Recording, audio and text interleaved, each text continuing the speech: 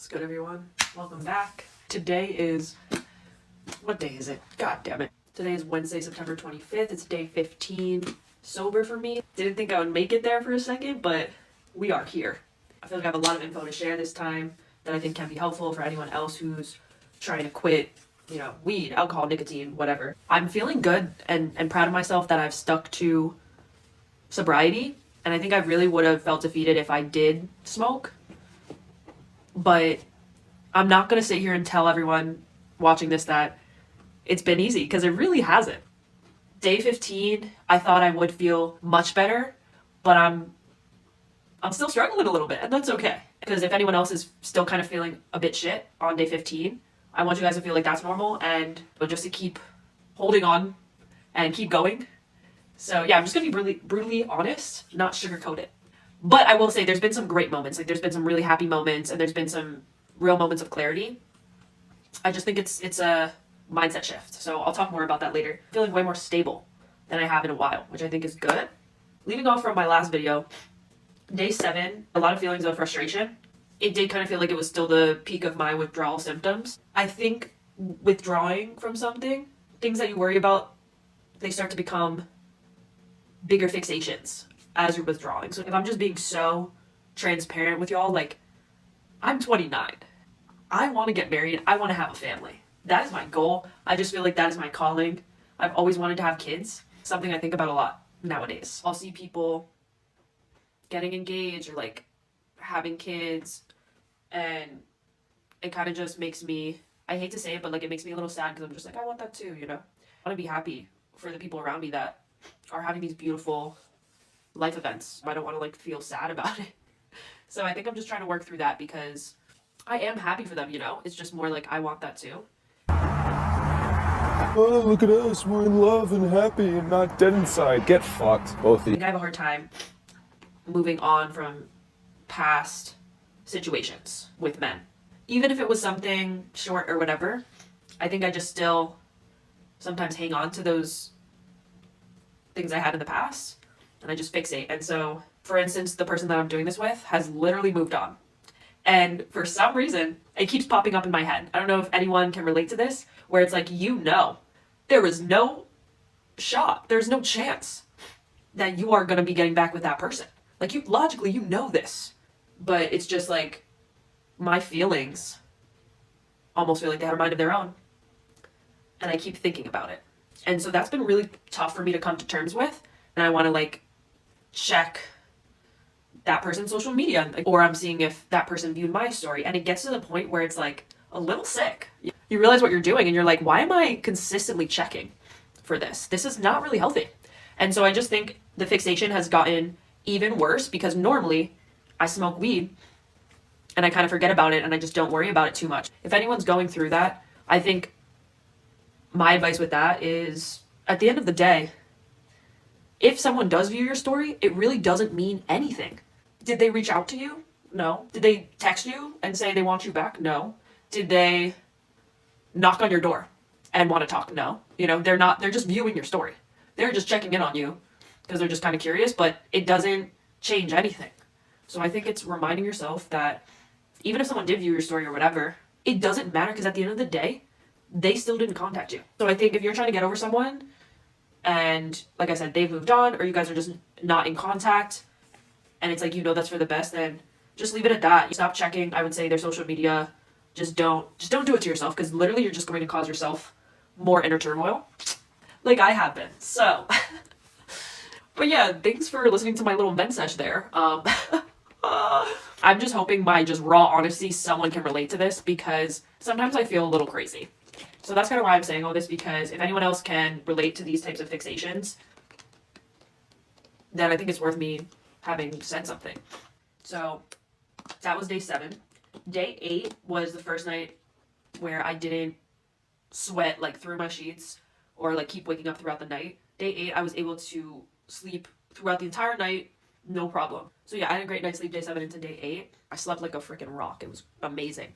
And also I had a very vivid dream that I was at Hogwarts with my coworkers. You're a wizard, Harry. I'm a what? We apparently just stayed at Hogwarts instead of going home, and then we all went to work the next day, and it was honestly kind of chill. Like, it was pretty cool. Anyways, so Thursday, day 9, I also had a lot of anxiety because I had a wedding on Saturday, so I was just anxious about how I would handle that, being around weed and alcohol. Just a lot of anxiety, which I think is normal. Then day 10 was when I took a 5-hour drive upstate.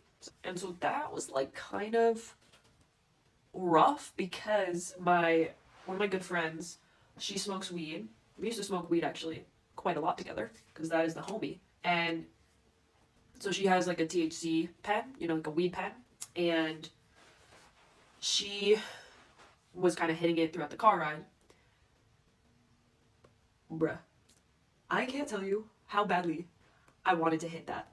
Like, I started bargaining with myself in my head. I was like, well, Ashley, listen, if you just smoke this one time, it's okay because we're so early on. And if you just do it this one time, like, you can still stop and you just can take just a couple hits and it won't be anything crazy. And I was trying to like justify why it would be okay to smoke again and ask her for a hit. And I was just so tempted to hit her pen. And it was just such, again, this back and forth in my head. But I think what I realized was, why do I want to keep repeating this cycle? Because I've done this so many times where I go back and forth in my head. So it almost just felt like such a repeat of all these other times that I've done the same exact thing. And so, honestly, I will say this, because since I didn't end up smoking that weekend, I was honestly kind of grateful that my friend did hit her pen while I was in the car with her, because it was almost like a test for me. Having that right in front of my face and then still not doing it, I just felt extremely proud of myself for pushing through that. And it's almost felt like the fact that I was able to get through that, I'm good. I can get through any social situation, any event, and I'm going to be just fine. So I think for me, it was good. Maybe for anyone else, I wouldn't really recommend it. Like I said in the last video, try to avoid these situations as much as you can, because it's just going to be so tempting and it's going to be painful to get through this. Because it was painful for me to get through that, I'm not going to lie. That was not easy. It was really like, it took a lot. It took a toll on me. But again, in the end, I felt great. I really did. So, yeah, it worked out. So yeah, Friday, day 10. Definitely it was kind of like a turning point where I started to really question, what is it that I am going to be looking forward to every day now? Because I think for me, truthfully, every day what I would look forward to was, I'm going to smoke weed at the end of the day. Like, that's what I have to look forward to. That's my dopamine spike. But I think it's just a matter of reframing and reminding yourself that there are so many other things that you can look forward to. Like spending some time with your friends, or maybe FaceTiming your friend, reading a nice book, going for a walk, being surrounded by nature, literally petting my cat, just cuddling my cat, maybe watching a good show, or maybe playing a good video game, like playing Zelda or something, or even going to the gym, maybe having a nice cup of tea, making a nice meal, enjoying your family's company, whatever it is. There are so many other things to look forward to. So I think I just had to kind of remember that, and also understand that it's not going to happen overnight, where it's suddenly like the habit of going for a joint at night, where I just suddenly forget about that. It's something that was so ingrained, and it takes like 90 days to establish a new habit. So sometimes it can take up to 3 months for your brain to really just start developing new neural pathways, and for you to completely forget about that old habit. Something I found, I keep getting ads for it, is like this elixir, and it's supposed to mimic red wine, and they have other ones as well. I'm going to put a photo of this elixir. I checked the ingredients, and the ingredients, I'm like very into the ingredients of different things. Like, for instance, natural flavors. They just need to derive it from one natural ingredient, yet they can put hundreds of other chemicals on top of that natural flavors label. So I don't really like things with natural flavors. But this elixir is really clean ingredients. I think this, for instance, could be a good maybe replacement if you like to drink alcohol. Maybe try this one out. I think I might try it. Again, there's so much more in life to look forward to than just weed.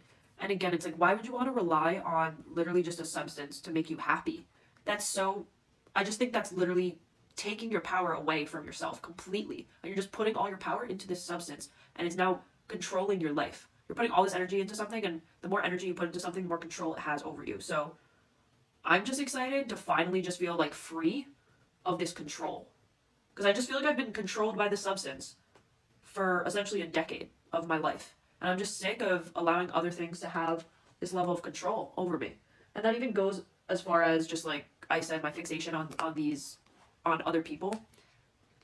I just think I'm like so excited to fully just let that go and detach and just not be vying for anyone's attention, you know, and just be satisfied with exactly where I am.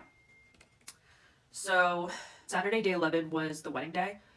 And I mean, probably the biggest struggle for me was when one of my friends had a vape on the table. It was a nicotine vape. And when I see a vape just in front of me, it triggers the shit out of me. I don't know what it is, but if I just see it, it just triggers me. It makes me want to smoke it. And I don't think I mentioned this, but I used to vape like nicotine vapes, honestly, for like 3 years.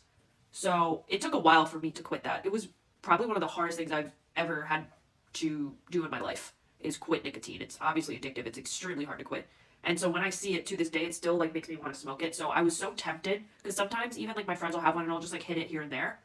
I haven't bought one in a long time, like probably 2 years, but I saw it and I wanted to ask him to hit it. And I literally had to go outside and just get some fresh air because it just honestly was too much for me. I was just so tempted. So I think if you're in that situation, yeah, maybe just kind of remove yourself for a second, get some fresh air, you know, calm yourself down. What's so funny is I went outside to get some fresh air. Tell me how we're in upstate New York. These two Mormon men come up to me and then start like talking to me about the Bible. And then they literally gave me a Mormon Bible. Like, what the fuck? But yeah, you know what I will say is such a high point for me is this past weekend. So the wedding, I honestly felt like I had a really good time. And I was completely sober and everyone else around me was drinking a fair amount.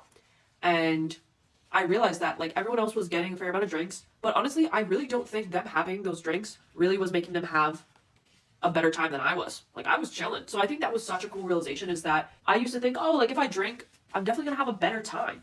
But honestly, I don't think that was the case. I think I didn't have a hangover. I was dancing, I was vibing. I think this weekend it was just something clicked where I kind of finally realized like alcohol really doesn't make you have that much of a better time. It's just kind of all in your head where you just think that, but it's simply not true. It really, you can have a great time without alcohol and especially without weed. So of course alcohol impairs judgment. So that's just why you also end up making stupider decisions when you drink. So it's also like why I just like being fully just aware and in my element and just kind of like fully on it when I'm in those types of settings. Like I just felt so much better. And then towards the end of the night, I will say my social battery kind of like died out. We went to the bars and it was like probably by 11:30 midnight. I was kind of like, all right, I'm kind of over it, you know, but it was fine because then everyone wanted to leave shortly after. So it was kind of perfect timing. So honestly, I had a great time. So I was like pleasantly surprised, you know.